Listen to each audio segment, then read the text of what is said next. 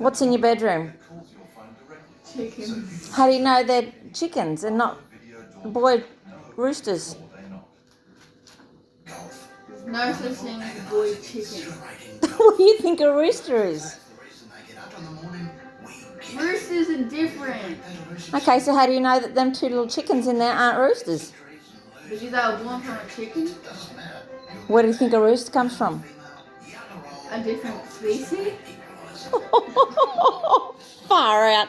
What colour's your hair? Brown. It's blonde. No. So you think that rooster comes from another species?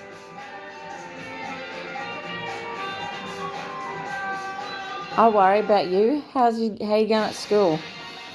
Great. Oh God.